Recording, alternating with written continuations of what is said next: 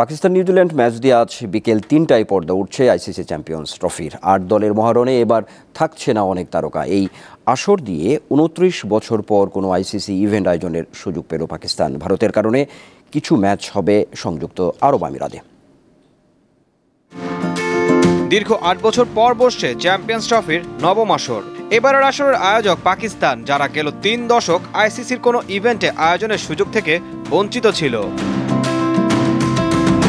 ১৯৯৬ সালের ওয়ানডে বিশ্বকাপে ভারত আর শ্রীলঙ্কার সাথে সহ আয়োজক ছিল পাকিস্তান। এরপর ২০০৯ সালে শ্রীলঙ্কা দলের ওপর সন্ত্রাসী হামলায় আন্তর্জাতিক ক্রিকেটের আয়োজক হওয়ার যোগ্যতা হারায় পাকিস্তান।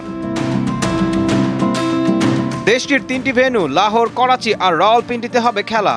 ২০০৯-এর সন্ত্রাসী আক্রমণ ছাড়াও পাকিস্তানের সবচেয়ে আলোচিত আর সমাদৃত ক্রিকেট ভেন্যু লাহোরের গাদ্দাফি স্টেডিয়াম। ভারতের আপত্তির মুখে পুরো আসর শুধু পাকিস্তানে বসছে না, ভারতের ম্যাচগুলোর জন্য প্রস্তুত করা হয়েছে সংযুক্ত আরব আমিরাতের দুবাই আন্তর্জাতিক স্টেডিয়াম।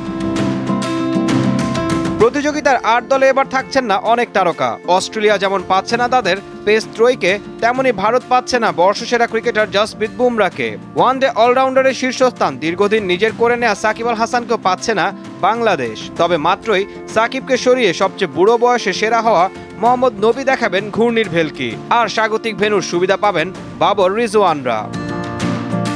প্রথম ম্যাচে স্বাগতিকদের প্রতিপক্ষ নিউজিল্যান্ড। সবশেষ ত্রিদেশীয় সিরিজে এই ব্ল্যাক ক্যাপদের কাছে নাজেহাল হয়েছে ম্যান ইন গ্রিনরা। ঈশান হাসান, দীপ্ত স্পোর্টস।